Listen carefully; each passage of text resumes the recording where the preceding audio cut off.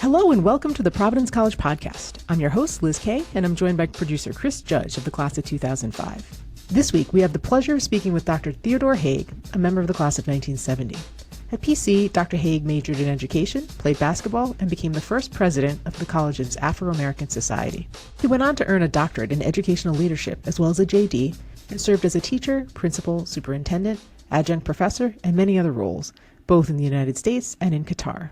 But that's not all. Dr. Haig is also a prolific writer who's produced 6 mystery suspense novels since 2015.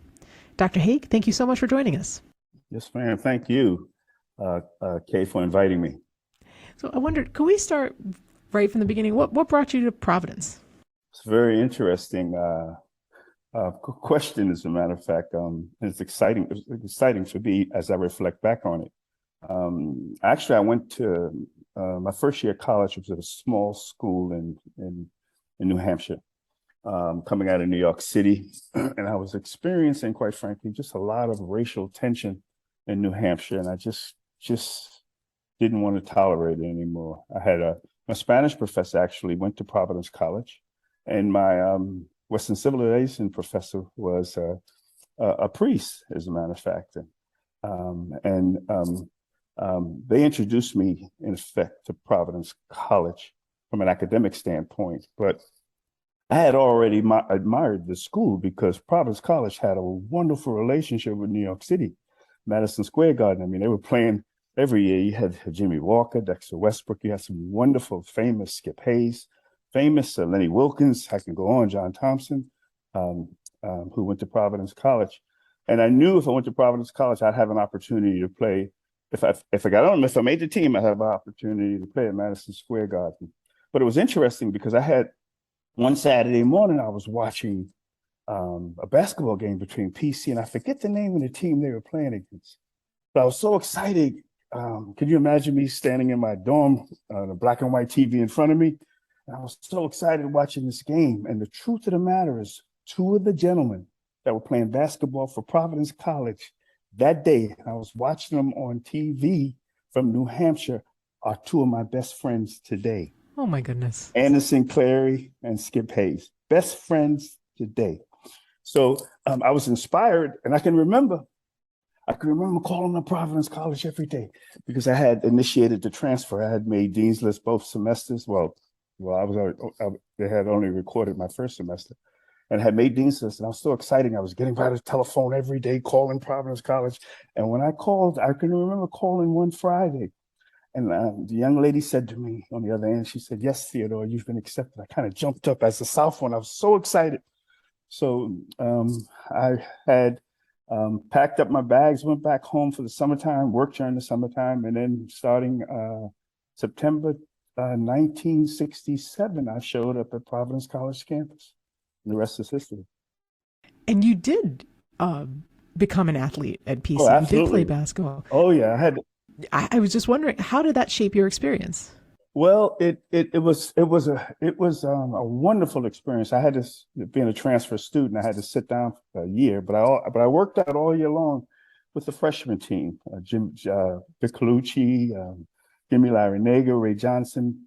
I worked out with them for the course of the year, and then of course I played the following year. But it was a wonderful experience. First time I ever flew on a plane was with Providence College, and I actually had an opportunity to play at Madison Square Garden against UCLA. I got in towards the end of the game at UCLA, and I scored 2 points. I believe I did, but it was a wonderful experience, and I live comfortably today, knowing that I was able to live out part of my dream before I left college. But I can remember because after I played Providence College, I started getting to be more serious about my career, and I started systematically moving away from basketball because I had other things that I had to accomplish in my life. Tell us about the formation of Providence's Afro-American Society. What led to that?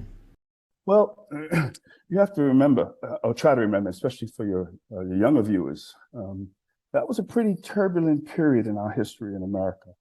Civil rights movement during the 60s.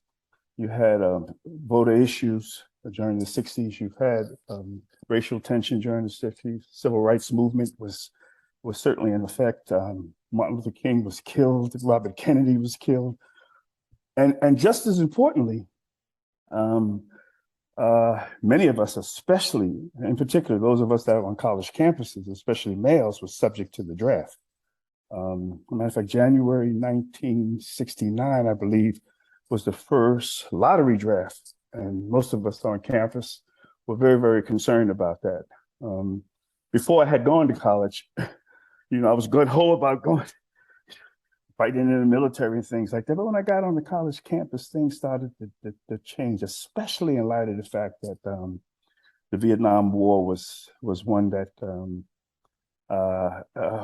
wasn't favored after a while in our country.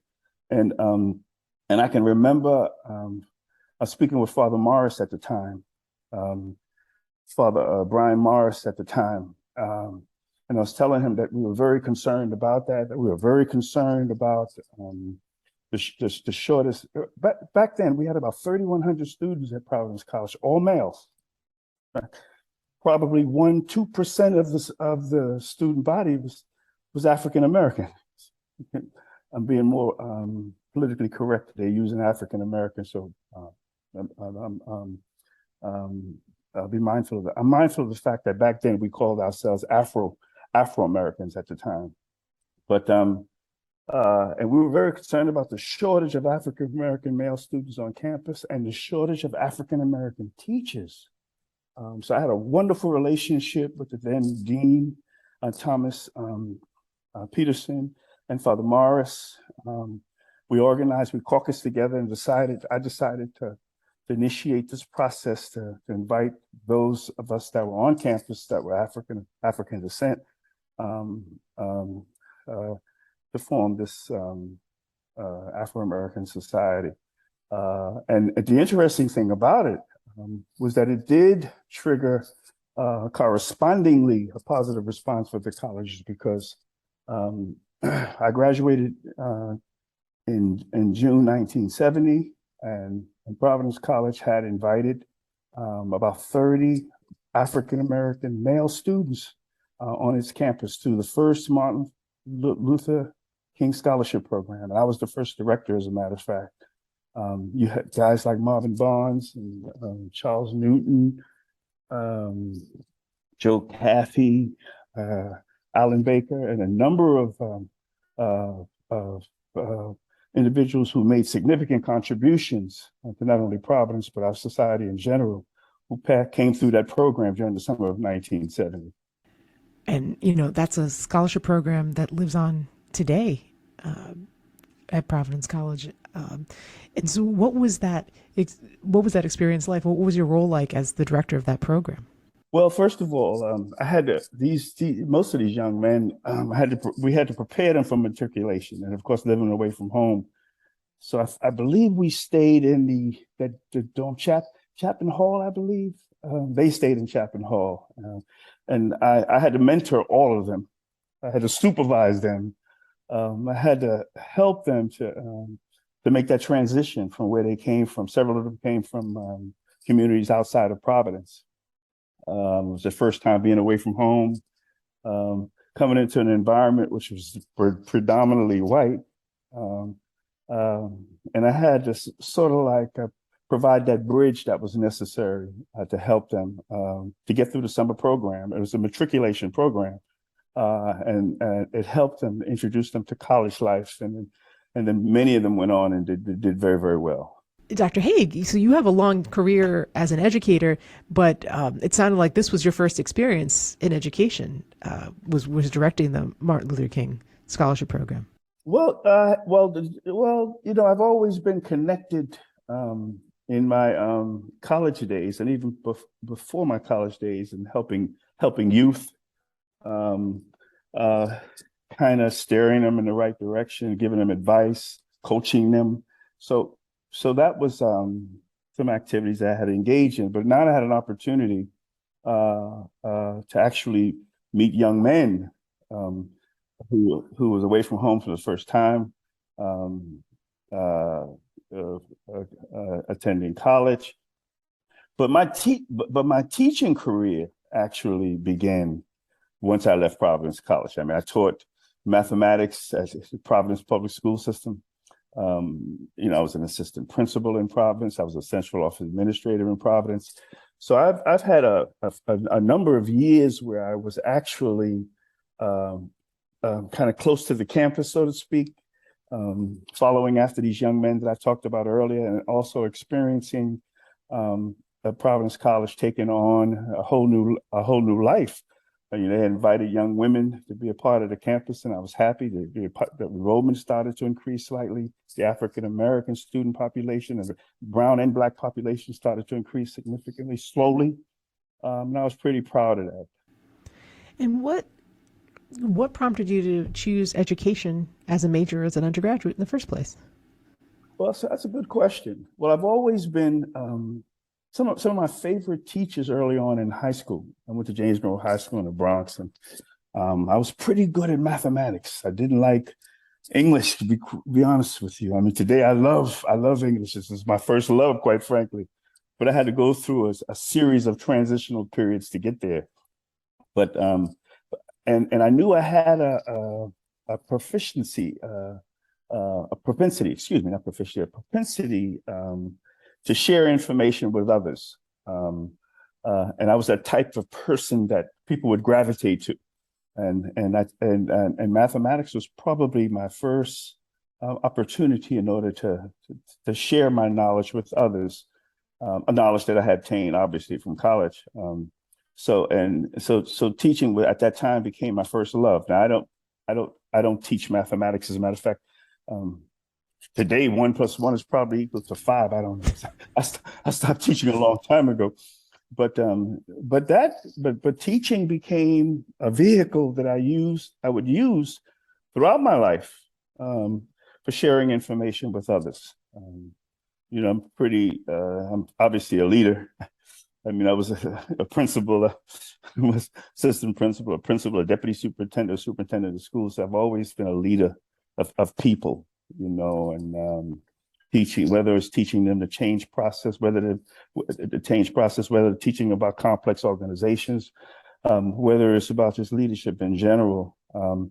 But it started, quite frankly, when I was a math teacher at Central High School in Providence. And so, as you mentioned, I think you jumped kind of into educational leadership pretty quickly. You weren't in a classroom for very long. How did what drew you in that direction? That's another excellent question. As a matter of fact, I would have probably started earlier, but Providence College did not offer a master's program in educational leadership until you've had, back then, maybe 3 years teaching. So I started out pretty early. Once I finished college, I went to Rhode Island College, and I only went to Rhode Island College because Providence College wouldn't admit me into their program at that time. And I realized that I needed to begin to explore other areas. I have this thing about I acquired this thing about developing the capacity to see things that you couldn't see. And that was really important for me because, I saw life being so complex at that time, and I needed answers to these complex questions. So I wanted to figure out how do I access this information? And certainly education allowed me to begin to open that door to see things that I couldn't see before. And then I realized that when I was appointed an assistant principal at Providence, that I was on my way to bigger and better things. Discovering what I was capable of becoming for the rest of my life became a mantra of mine. I wanted to do it through leading other people. And of course, from my master's program, I immediately enrolled in Boston College doctoral program. I traveled back and forth from Providence, Rhode Island to Boston for 3 straight years. As a matter of fact, not only did I finish my program, full-time program, in 3 years, I also obtained my dissertation within 3 years. As a matter of fact, from high school, I went to school 10 straight years. You get a bachelor's degree, a master's degree, and a doctorate. And I worked full-time in Providence, traveling back and forth. No, not necessarily in Providence. I also worked in the Boston area during that time. And then I was able to, at that time, I worked for the Metropolitan Planning Project, where I got my planning skills. I'm a strategic planning expert, skills that I acquired early on that allowed me, up in Boston, we were dealing with this whole concept of creating these powerful neutral sites that would attract both minority and majority kids in the Boston standard metropolitan area. My dissertation came out of that. I did an attitudinal study with administrators and board members towards voluntary collaborative metropolitan education. So I started developing this proficiency in understanding how do you begin to lead these complex organizations, and then from there, I left Providence in maybe 1977, 78, and I moved to the West Coast. Right. So you've got a lot of travel under your belt, but it began in the 70s when you were traveling around the country to these different school systems. And so I was intrigued because you mentioned you had spent 10 straight years in school between your bachelor's, master's, and your doctorate. But then later on in your life, you actually returned to the classroom again to get your law degree. Absolutely. Well, I think this whole thing is all related to me discovering what I was capable of becoming for the rest of my life. I mean, I never believed in just simply learning to be learning and then using that learning for the rest of my life. I always believed in trying to test myself, to better myself, to further develop myself, to have a better understanding. As a matter of fact, if you look at all of my books, if I can just jump ahead for a moment, all of them deal with topics that I knew nothing about, or I needed to learn more about. So I've always had this sense of developing myself, getting smarter and smarter for myself, smarter and smarter, so I can be better able to see things that I couldn't see. This capacity to be able to see things that you can't see has something to do with how you develop yourself. You develop the capacity to be able to understand things better, to look at them differently, to understand how they came about, what their roles are, so that you can better understand how to utilize yourself, how to utilize them when you're working with people and trying to move these complex organizations. I'd imagine, just as it was when you were a student at Providence College, that most of the school systems and school districts that you became a leader in, that you were often one of a small group of African-American people in central office, leading these meetings and just what were some of the skills or tricks you would do to work well with people who may not have had experience working with African-American people before, or may have reservations in their mind? Well, I think that one of the things that you really have to do is slow down. You have to slow your life down, and you have to slow it down long enough so that you can begin to understand why people behave the way they behave. Because they have to become a part of the organization, and you can't let things like racial issues and things like that get in the way. Not when you're running these complex organizations. You got to work together. So part of the task that I engage in was empowering the environments that I operated out of. In other words, backing off long enough and seeing what needed to be applied to a team, for instance, empowering the team so that they can move the organization without you being the one telling them what to do. I can remember there was a time when I had a meeting with my staff when I was a superintendent of the schools, and I was sitting around at a table with about 10 of us, and two of the people there were guests. And an hour into the meeting, one of the guests asked a staff person who was at the table, can we do this meeting again next month? And the staff person says, well, I'll check on Dr. Haig's schedule. And they said, why do you have to check on Dr. Haig's schedule? Just to make sure he's going to be available there. So he said, he said he wanted to make sure that Dr. Haig's going to be available. He said, "Where's Dr. Haig?" He said, "Dr. Haig is right at the table. He's right opposite you." He never knew that I was a superintendent of school, because that's how I operated.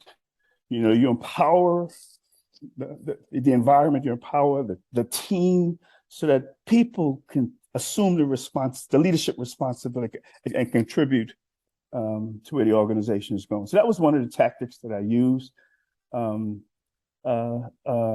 mean, there's several of them, and it has to do with how you employ your leadership style. When to use command leadership, which is rare, and you only do that in certain situations.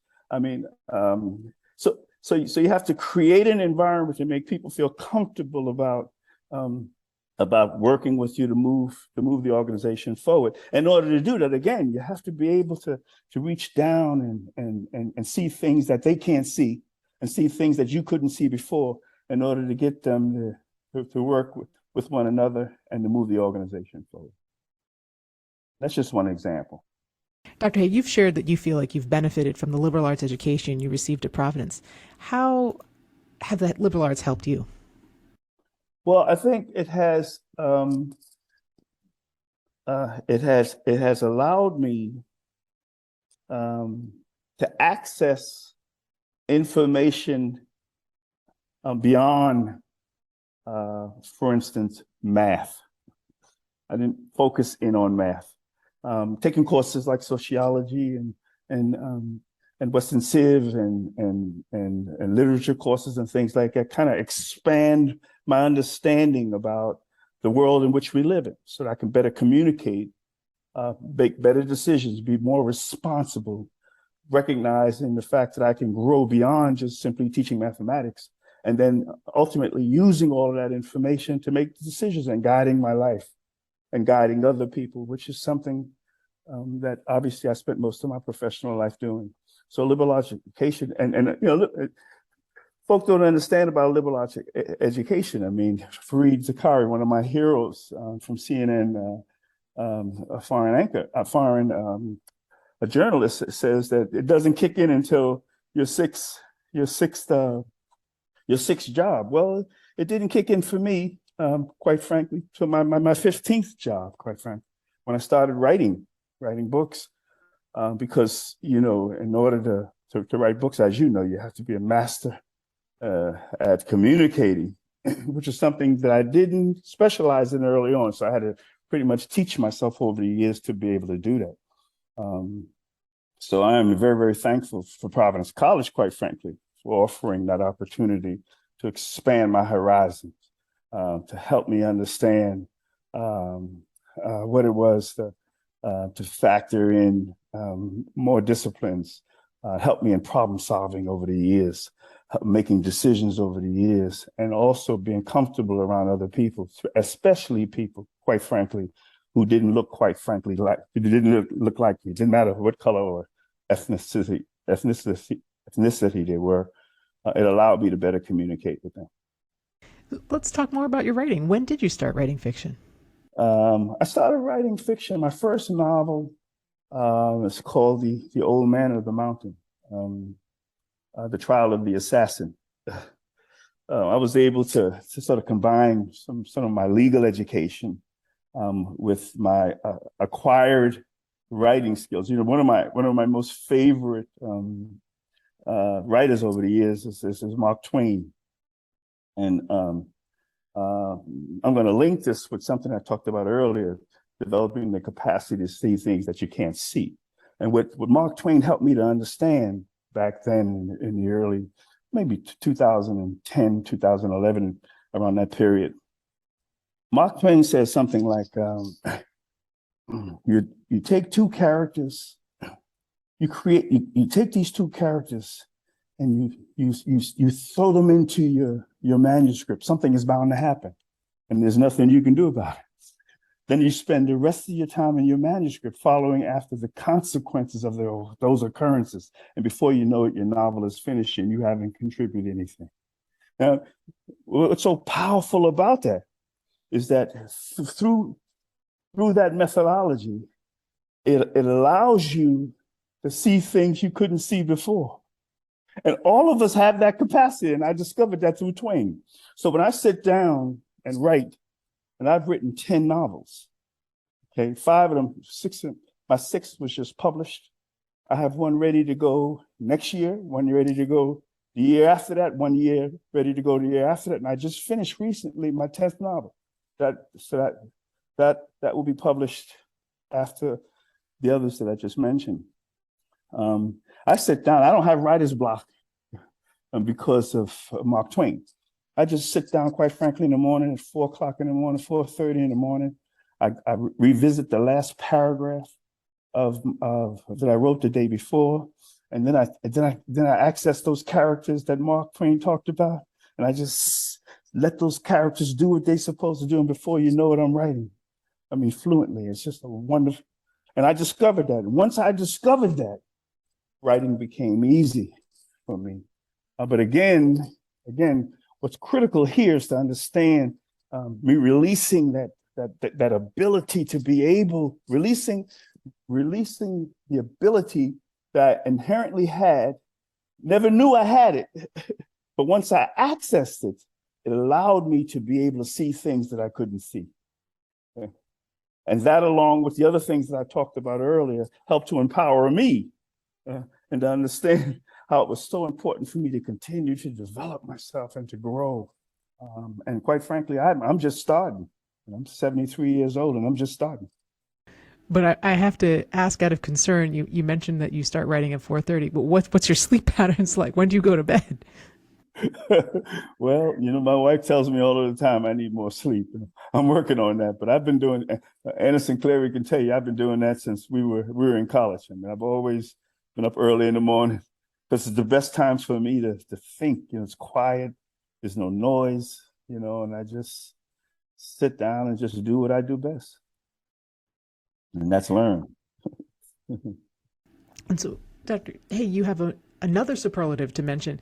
You've visited more than 78 countries, some of them multiple times. How did you develop this love of travel, and which have been your favorite destinations? Oh, that's a good question. Well, I started traveling early on. As a matter of fact, I've even toured Europe on a motorcycle by myself. I did 1,720 miles in Europe some years ago. But I developed this, again, it goes back to what I said earlier, developing the capacity to see things that you can't see. and one way of doing that, I found out, was through travel. Traveling allowed me to access these places, to understand myself better, to understand the role that I not only play in America, but the role that I played in accessing information in the rest of the world, throughout the world, which enabled me to better be able to tell stories. I mean, I'm a storyteller, and quite frankly, telling stories becomes easier when you have traveled as much as I have. I mean, I've been on the African continent probably no less than 16 times. I've been, as you said, been to South Africa about 8 times. I've been all over the Middle East. So I bring to the table a wealth of information that I've acquired that I found very handy when I sit down starting to write and to tell stories. Perhaps that's one of the reasons why I don't have a writer's block when I write, is because I have so much in my head. And again, these things were not in my head before. Acquiring these things has been powerful, and has allowed me to travel. And quite frankly, I'm going to do that until I leave this world. I just absolutely love traveling. I talked about earlier, the first time I flew on a plane was with Anderson Clary. And others. We went to Dayton, Ohio to play against Dayton, and I've been flying planes ever since then. I mean, I just find it's extraordinarily powerful. And again, like you, we both come from the Bronx. I could have lived in the Bronx for the rest of my life and did nothing but just live in the Bronx. But I finding out I better appreciate the Bronx by traveling to places like Romania or Czechoslovakia, formerly Czechoslovakia is the Republic of Czech now, or to Moscow, or to North Korea. South Korea, actually looking over the demilitarized zone between the North and South, or to Beijing, or to Taiwan, so I've been to the Philippines twice. I've been to Indonesia. I mean, these are wonderful places that all of us should have an opportunity to travel to. But these travel experiences have enabled me to see the world in a way which I'm able to express myself in a way that has allowed me to write these 10 novels. And so you mentioned that European trip, that motorcycle tour. When did you take that trip? Was it before or after your doctorate? It was much after my doctorate. As a matter of fact, it was even after it was before I went to law school. It was when I was superintendent of schools at Hartford, Connecticut, as a matter of fact. And what I did was, it was a wonderful experience. I didn't take my motorcycle over to Europe. What I did was I had a motorcycle, and I can remember being in the garage where I lived, and I lived in a complex. And I remember in the garage, and I was literally preparing myself, knowing that that how I prepared myself would help me to better to tour Europe. When I rented a motorcycle in Puttheim, which is right outside of Munich, Germany. And what I did was I went over there with a soft bag. I know I needed a soft bag so I could fold the bag up once, of course, and I was able to take, all of my equipment from there, and obviously I needed to, to put them on in order to facilitate the tour. So I flew to Frankfurt, spent the night at Frankfurt, got myself together, and then I flew from Frankfurt to Munich. And then Puttenheim was right next to Munich, where I got my motorcycle, leased a motorcycle, which was similar to the bike that I had back in the States. And then I drove for the first time on an Autobahn back to Frankfurt, about a 3-hour drive, getting ready for this long tour. And then that next morning I got up and I went from Frankfurt to Amsterdam, stayed a couple of days, from Amsterdam to Brussels, stayed a couple of days. From Brussels, I went down to Calais, France, took the ferry over to Dover, England, from Dover, England to London, from London back to Dover, England, and then back to Calais, France, from Calais to Paris, from Paris to Strasbourg, France, and then Strasbourg, France to Munich. And then I dropped my bike off and then flew back to Frankfurt, and I knocked on the door of the hotel I was staying in. And this lady opened the door, and it was my wife. She had just flown in from New York City. And then I knew for the next 2 weeks we were going to be in Europe, and I knew I had to slow my life down at that time. But I had just a wonderful experience just doing that by myself. And I've always pretty much lived like that because I'm pretty much a loner, and I enjoy living that. I enjoy, especially during that time of my life, learning again, developing the capacity to see the things that I may have dreamt about, never saw, but I developed the capacity to see things that I needed to see. And again, because of that, it has allowed me to use those experiences in my writing. In some of your work experiences, you actually lived abroad as well. Did your family come with you when you were in Qatar in other ways? That's an excellent question. My wife came and she spent 3.5 years there.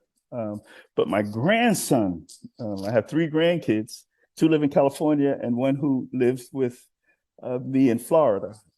He came with me and spent 10.5 years with me over there. I was so thankful that my daughter had allowed him to come with me.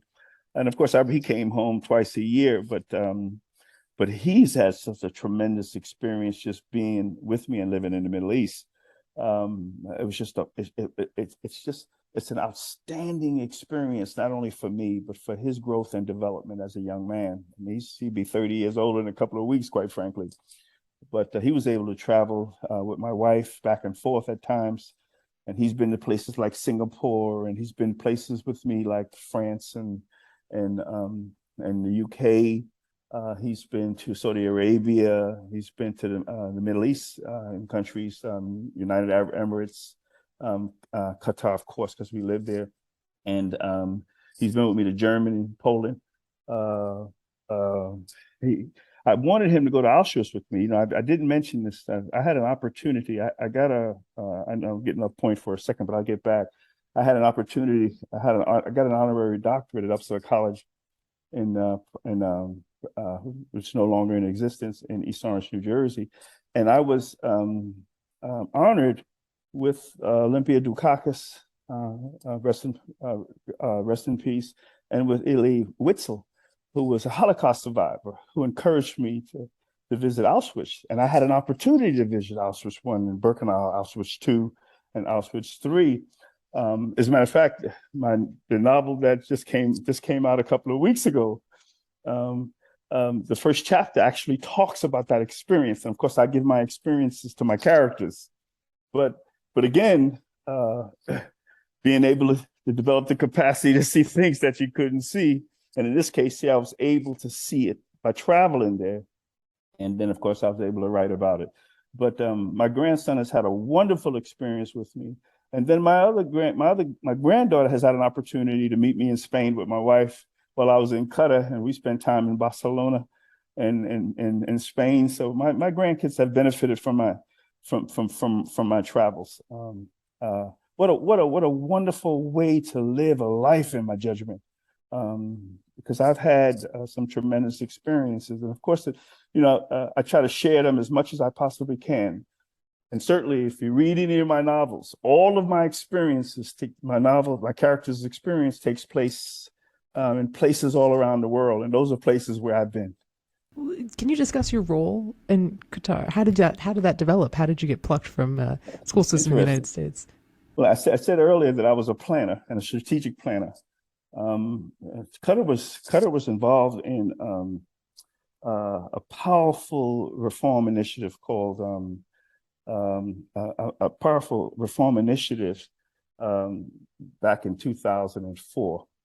And what they were doing, they were transforming all of their government schools, about 275 government schools, systematically over a number of years, into what you would call in America charter schools, where each school would have a legal identity, and an owner and operator would take over those schools. My job was to go there, come there with several other people, and to transition those schools from government schools to charter schools. I stayed there. Within 2 or 3 months, I became the director of independent schools. I brought in about 19 experts from all over the world to help us, because this was a new initiative, to help us to craft the document that we would use in order to invite potential operators to fill out and to compete with one another. And we put each operator, once the application, it was 167 applications, and they were triplicated, and we would send electronically. For instance, if you were a potential operator, we would send your application to 3 different operators. One could be one of those applications would go to Australia, one would go to the UK, and one would go to New York City, as a matter of fact. And then they would rate these applicants. And then, of course, that was at the lowest tier. There were 19 operators at the bottom. 5 of those operators would receive the results of those ratings, and then those 5 would reconcile the differences, because now the 3 applications, your 3 applications, would come back to one of them, and they'd have to reconcile the differences. And then ultimately, it would go to a top level person. And that top level person would give me the results, and as a result, and this was cohort 3, matter of fact, this was the 3rd cohort, in a wonderful sequence, but that they would come to me, and 35 of those operators were selected. And Sheikha Mossa, who was the wife of the emir at the time, who actually ran the educational systems in the state of Qatar, was very, very proud, because what I didn't tell you was the problem that they had prior to that was there was a lack of transparency, and cohort 1 and cohort 2 wasn't facilitated in the most responsible way. So they brought me over, and she was very, very proud. As a matter of fact, I had the benefit of a 5-minute presentation before Sheikha Mossa, and I can remember walking in and saying, Your Highness, how are you this morning? I mean, I never did that one before, but it was a wonderful experience, and she was very happy with the process. And I was very, very proud of that. So Now that didn't last too long. It only lasted a few years because because one of the things you have to deal with in an environment like that, you always have to reconcile tradition, anything that you want to advance with tradition, and tradition won out in this case. So that whole initiative fell apart in about 3 years, quite frankly. But I stayed there for 11 years, and I had an absolutely wonderful time. I mean, absolutely beautiful. While I was there, I also had a contract with an organization called Admin East out of Washington, D.C. And what we were doing is identifying through a competitive process students from 44 different countries to go to America, live in the homes of Americans, and go to school for a year. And when these kids came back to Qatar, they were ambassadors. And I would work with them in developing them. I was their mentor. And I did that for 9 years. What an experience I had with this initiative. So it's just and then of course I traveled all of the time. Every 2 months I was on a plane going someplace, because I mean, you're not going to fly from New York to South Africa every day, but you can do that from Qatar to South Africa. From New York to South Africa is about 16-hour flight, but from Qatar to South Africa is about 9 hours, and I took advantage of that, quite frankly. You're definitely in a very central location when you're in Qatar, right? Absolutely. Just a powerful experience. I mean, I wish that experience for everyone, quite frankly. Well, Dr. Haig, if someone were interested in finding your books, where can they find them? Okay, they're available today online from Amazon Bookstore, Barnes and Noble's bookstore, Dorrance Publishing Company bookstore. They can also purchase them from Target and Walmart bookstore. I think those are the 5 locations at this point in time. You're distributed there as well. Mm-hmm. Excellent. So they can look out for the newest volume you've published, which is Baldwin Village.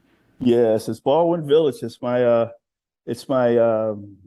heart. It's the one book that I believe has allowed me, quite frankly.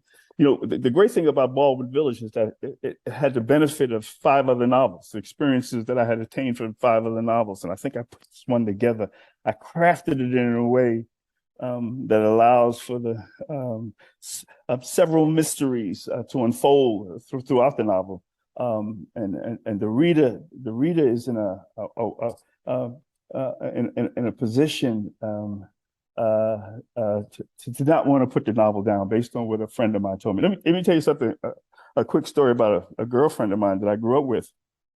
I asked her to read the novel on a Sunday, and she sent it back to me on Wednesday. And I said, Leslie, I don't need it back that quickly. She says, Ted, I couldn't put it down. I said, what? I said, man, I never heard this one before. I said, so I literally read the book 2 more times, and I said to myself, boy, yeah, because I wanted to see why she couldn't put the book down. So I said, wow, that is fascinating. So this happened a year ago, February. In March, she contacted me. She says, Ted, I have some photos of my father during World War II. And I also have an itinerary that he took, that he used when he was when he traveled from Stapleton, Long Island, quite frankly, down to Rio de Janeiro to Cape Town, South Africa, to Cairo, Egypt, and he fought in Northern Africa. Now, the beautiful thing about it is, and she said to me, she says, Ted, could you do something with this? Now, what she didn't know at the time was that all of those places I've been to Rio, I've been to Cape Town, South Africa, I've been to Cairo. Anyway, this happened in March. In September 21st, I gave her the manuscript of a novel that I wrote about her father. And that's called Cultures of Silence, and it's going to be coming out next year. I'm looking for a publisher right now. So that's the exciting thing about writing. And again, it's an illustration of the travels that I've taken, and I was able to. I mean, obviously, it's a historical fiction, so a lot of it is I've created this stuff, but but it's around some things that actually happened, in this case here during World War II. Well, Dr. Haig, it's been wonderful chatting with you today. Thanks so much for joining us. Yes, I want to thank you, and of course, I hope I'm so thankful for being a product of Providence College, and this has kind of been a lifelong experience, and I intend to continue to be a part of it. I want to thank you and Chris for taking this opportunity to invite me to share those things. And most of this journey started with me graduating from Providence College in 1970. Subscribe to the Providence College Podcast in all the usual places, including iTunes, SoundCloud, Stitcher, Google Play, and Spotify, as well as your smart speaker. If you like what you hear, please review and share with others. Thanks for listening, and go Friars.